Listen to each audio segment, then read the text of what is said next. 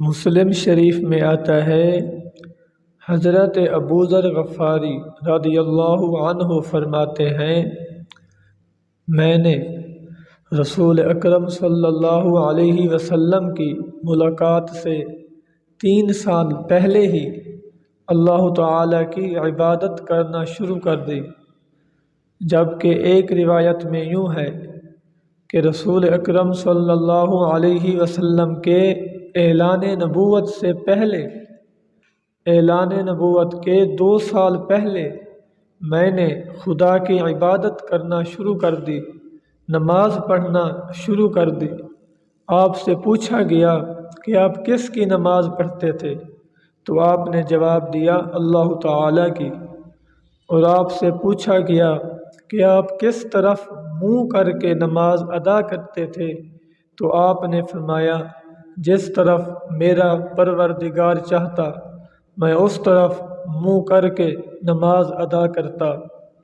اب سامعین کرام دیکھیں، اللہ تعالیٰ نے رسول اکرم صلی اللہ علیہ وسلم کے صحابہ میں کس طرح نور بھر دیا تھا، کس طرح ان کے دلوں کو ہدایت عطا کی کہ ابھی تک رسول اکرم صلی اللہ علیہ وسلم کا پیغام نہیں سنا، ابھی تک رسول اکرم صلی اللہ علیہ وسلم سے ملاقات نہیں ہوئی۔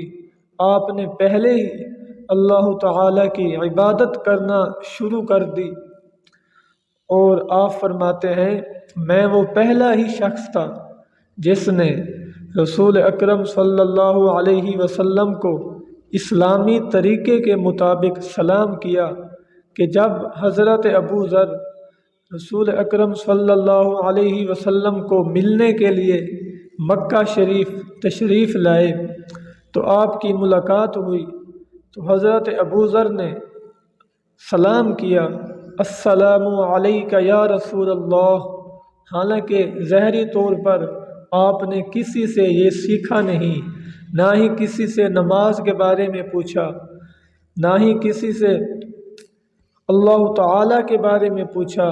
دیکھیں اللہ تعالیٰ نے آپ کے دل کو کس قدر نور سے بھر دیا تھا کہ ابھی تک اعلان نبوت نہیں ہوا، ابھی تک آپ کی ملاقات نہیں ہوئی، آپ نے پہلے ہی اللہ تعالیٰ کی عبادت کرنا شروع کر دی، اور ابھی تک اسلام سیکھا نہیں، آپ نے پہلے ہی یہ سیکھ لیا کہ سلام کس طرح کرنا ہے، اسلام میں اس کا کیا طریقہ ہے۔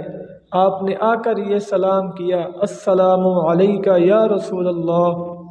اس سے معلوم ہوا جو رسول اکرم صلی اللہ علیہ وسلم کے صحابہ ہیں وہ عام نہ تھے، اللہ تعالیٰ نے ان کے دلوں کو نور سے ہی بھر دیا تھا۔ دعا ہے اللہ تعالیٰ ہمیں تمام صحابہ کرام کی محبت نصیب فرمائے۔ وما علیہ الا البلاغ المبین۔